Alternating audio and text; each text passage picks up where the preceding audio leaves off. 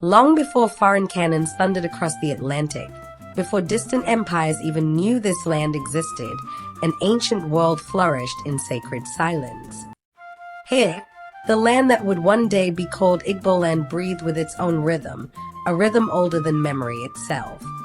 Rolling hills stretched endlessly into deep Rhine forests, river valleys carved pathways through the earth, and sacred groves stood as guardians of unseen wisdom. The soil was rich and red, heavy with life, promise, and the silent inheritance of generations yet to come. Forests rose like towering cathedrals, their leaves whispering secrets carried by the wind, their roots holding the stories of the ancestors. Rivers flowed like silver veins through the land, feeding villages, nourishing farms, and carrying stories from one settlement to another. This was the homeland the Igbo people would come to call Ala Igbo, though in those distant ages. Identity was not defined by borders, but by ancestry, spirit, and belonging. Identity lived in bloodlines, in the soil beneath bare feet, and in the invisible bond connecting the living with those who had walked before them. In ancient Igbo belief, existence was layered, a universe where the visible world and spiritual realms moved together in delicate balance. Above all, stood Chukwu, the supreme creator, distant, eternal, yet present in every breath of creation. Beneath Chukwu existed powerful spiritual forces, deities, ancestral spirits, and guardians of nature, each maintaining harmony between humanity and the cosmos. Among them, none shaped daily life more than Allah, the sacred earth goddess, protector of morality, fertility, justice, and the living land itself. Every step taken upon the earth was believed to touch her body, every harvest depended on her blessing, and every wrongdoing risked disturbing the sacred balance. The earliest Igbo ancestors built no towering empires, no vast stone palaces. Instead, they built something deeper, communities rooted in unity, responsibility, and harmony with the land. Archaeological discoveries reveal that human life thrived in southeastern Nigeria for thousands of years, leaving behind silent footprints of ancient resilience. Among the greatest discoveries lies the legacy of Nsukka and Igbo Ukwu, where artisans shaped bronze with extraordinary skill long before global civilizations would take notice.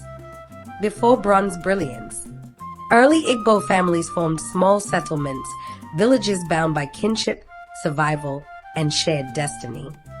These were not random clusters of homes, but carefully organized societies shaped by lineage and ancestral responsibility.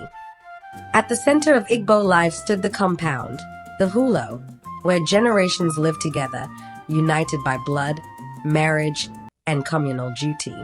Each compound was guided by the Okpara, the eldest male, not a king, but a living guardian of tradition and ancestral wisdom. Leadership in Igbo society was not concentrated in one ruler. Instead, authority flowed through councils of elders, titled men, spiritual leaders, and age-grade organizations.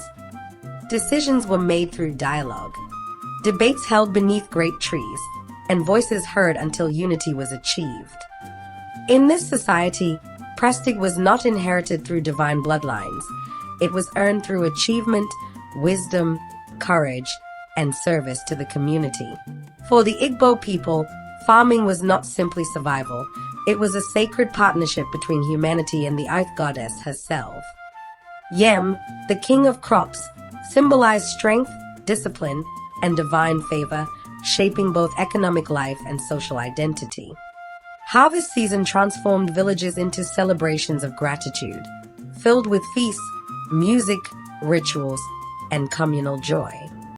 Women sustained agricultural balance, cultivating cassava, vegetables, and legumes, while commanding powerful economic influence through vibrant market networks.